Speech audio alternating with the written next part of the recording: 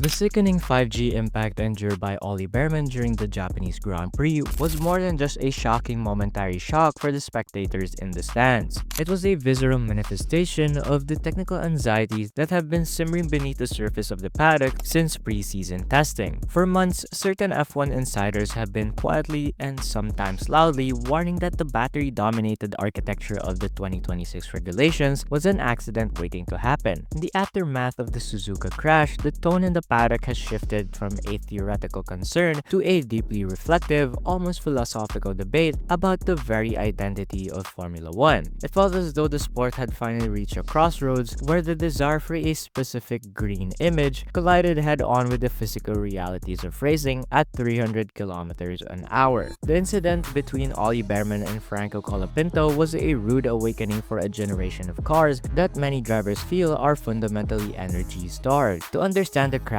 is to understand the terrifying speed differentials that these new power units create. As the cars approached the fast kink before the spoon curve, Colapinto's Alpine began to struggle with power, a common occurrence under the new regulations where the 50-50 split between electrical and combustion energy often leaves the battery depleted at the most inopportune moments. While Bearman was prepared for some deceleration, he was caught off guard by the sheer velocity of the closing speed. Data later confirmed that the two cars met with a staggering 50 km/h speed differential. When Bearman engaged his additional regulated electrical boost to attack, the gap widened even further, leaving him with a split-second window to react as Colapinto held a defensive line. The result was a desperate evasive maneuver that sent Bearman into the grass and into a massive impact. This wasn't just a racing incident, it was a symptom of a system where one car is effectively standing still while the other is on full deployment. The unpredictability of these moments is what truly haunts the drivers. When the harvesting phase kicks in, the car becomes an immovable object in a world of unstoppable force. The core of this issue lies in the unpredictable nature of energy harvesting and its deployment. In this new era, the car's behavior can change dramatically based on minor driver inputs. As Charles Leclerc noted, even a small lift of the throttle to correct a snap of oversteer can have a cascading consequence for how much energy is available later in the lap. This creates a Mario Kart environment, a term that Max Verstappen himself used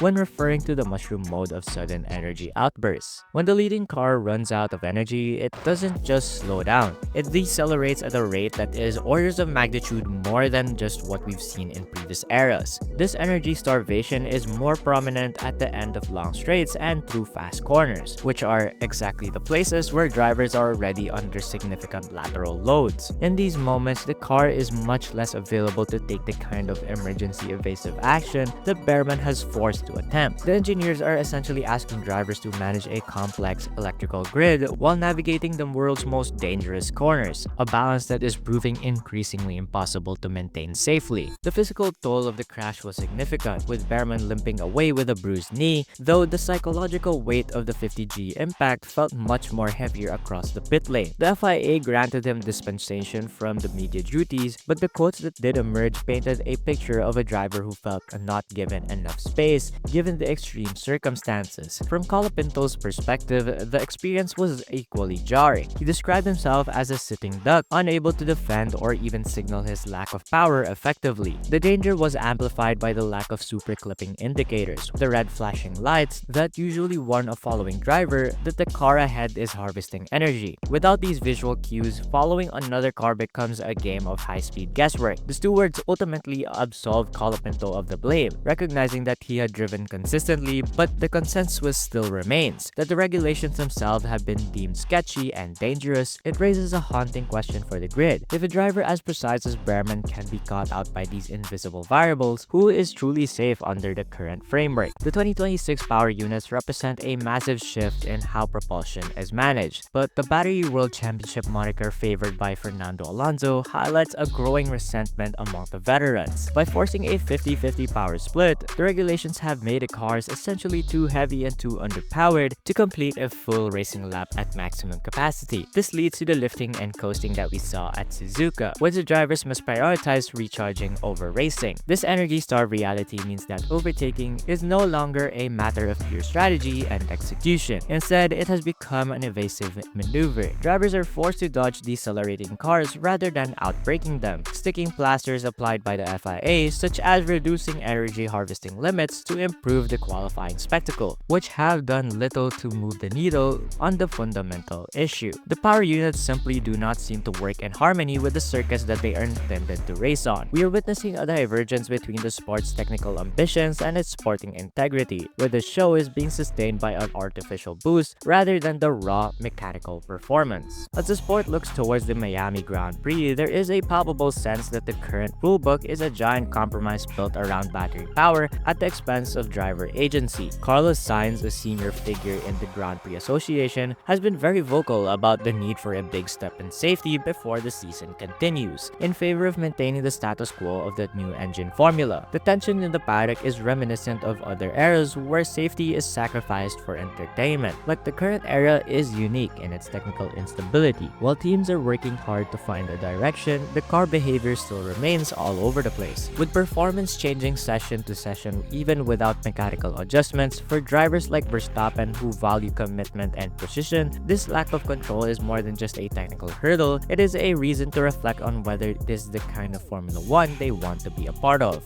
This magic of the cockpit is being replaced by a digital struggle for an energy management that leaves the world's best drivers feeling like passengers. Fernando Alonso has never been one to shy away from cynical criticism, but his assessment of the 2026 cars as a battery world championship is beginning to look like a prophecy. He has been highlighting since Bahrain that these regulations overpower aerodynamic, creating unintended consequences that the FIA failed to account for. Specifically, he has warned that qualifying has become the most dangerous part of the weekend due to the massive speed differentials between cars on fast laps and those who are trying to recharge. Alonso's perspective is that the sport has traded technical sophistication for a simplified mushroom mode spectacle that diminishes the skill of the driver. He, along with other technical chiefs, is pushing for a change that might not even be fully realized until 2027. This feeling is that the current raft of the 2026 changes might not even be enough to move the needle for drivers who feel the sport has lost its way. When the most experienced driver in history of the sport sounds the alarm, it suggests the vibe in the cockpit has shifted from acceleration to a wary, calculated survivalism. Carlos Sainz's reaction to the Bearman crash was rooted in personal experience, having endured a 46G impact of his own back in 2015. He expressed surprise that decision makers chose to tweak the qualifying format while leaving the fundamental racing issues untouched. To his mind,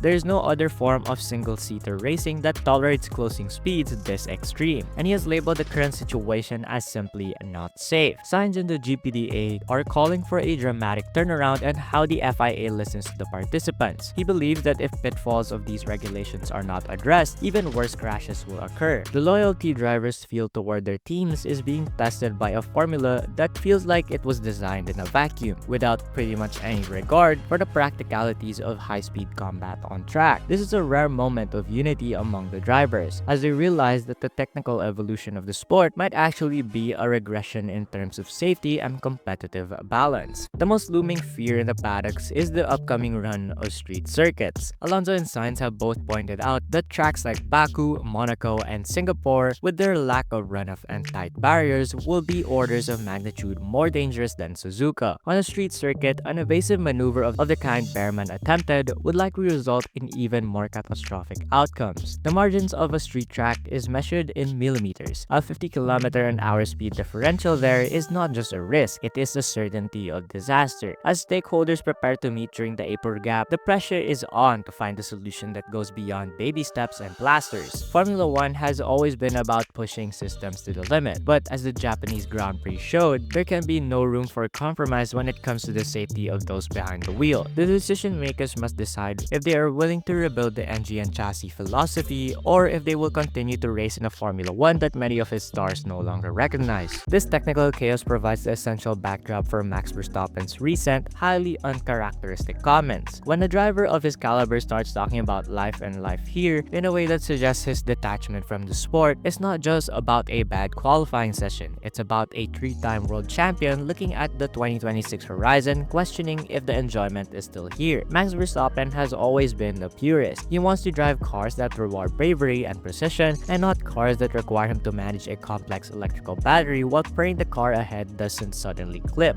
His philosophical and reflective demeanor in Japan was a signal to the powers that be. If the pinnacle all of motorsport becomes a game of mushroom mode and dangerous speed differentials, the sport is losing its most valuable asset. Verstappen isn't just someone who does things by half measures. If he feels that the sport is moving forward to a future that doesn't respect the art of driving, he will likely walk away rather than collect a paycheck to be a part of the Battery World Championship. The Bearman crash didn't just expose the flaw in the cars, it may have been exposed to the breaking point for the sport's greatest stars. Anyways, this is a fairly brand new channel, so please, if you enjoy this type of content where we talk about F1 news, then I would recommend for you to subscribe. And since you're already here, why not give a like on the video as well?